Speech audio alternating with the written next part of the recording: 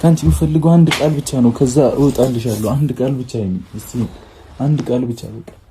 የምታፈቅሪኝ ከሆነ አፈቅራለሁ በይኝ፣ ማይሆንም ከሆነ አይሆንም በይኝ። በቃ ማታፈቅረኝም ከሆነ አላፈቅርም በይኝ። እኔ አንድ ቃል ብቻ ነው ፈልገው እኮ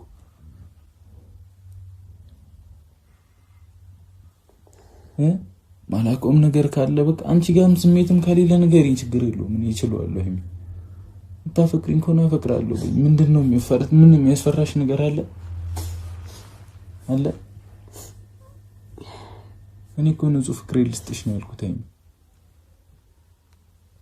አንድ ቃል እኔ አንድ ቃል ነው ካንቺ የምፈልገው በእግዚአብሔር። አንድ ቃል በቃ ከምጨነቅ ንገሪኝና ይውጣልኝ በቃ በእግዚአብሔር አንድ ቃል ምን እንደምልህ አላውቅም።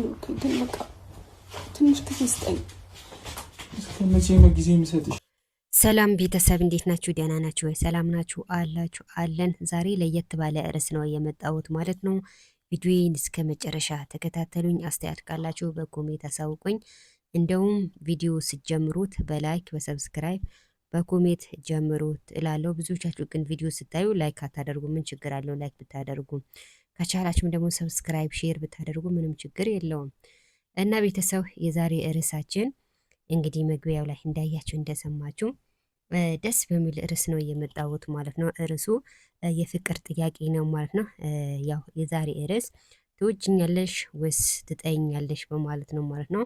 መግቢያው ላይ እንዳያችሁ እንደሰማችሁ ብሩኬ የመጨረሻ ጥያቄ ነው የጠየቃት ማለት ነው። ትወጂኛለሽ አትወጂኝም፣ ታፈቅረኛለሽ ወይስ አታፈቅረኝም በማለት ጠይቀዋታል። ሀይሚ ምንም መልስ የላትም። እንዳያችሁ ዝም ብላለች ማለት ነው።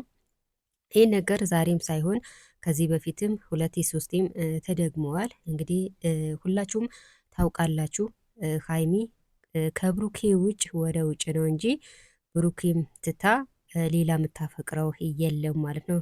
መልስ ስለሌላት ነው ዝም ያለች ማለት ነው። እና ቤተሰብ እንግዲህ መቼም ሀይሚና ብሩኬ አይለያዩም። ጉዞ ወደፊት ናቸው እንጂ ወደ ኋላ የለም። እውነት ያደርግላቸውና ቤተሰብ ካልሆኑ ይጋቡና እንያቸው እንላለን ማለት ነው። እና የዛሬ ርዕሳችን ይሄን ነው ማለት ነው። ታፈቅረኛለሽ ወይስ እንዴት ነው በማለት ብሩኬ ለአንዴና ለመጨረሻ ጠይቀዋታል ማለት ነው። ሀይሚ ዝም እንዳለች ነው ማለት ነው። ብሩኬም ደግሞ ማወቅ እፈልጋለሁ በማለትም ደግሞ ያው መልስ ጠይቀዋል ማለት ነው። ብሩኬም ደግሞ እንደዛ ነው ከሀይሚ ውጭ ወደ ውጭ ከሀይሚ ውጭ እንደማያፈቅር ያው ሁላችንም እናውቃለን ማለት ነው። እና ቤተሰብ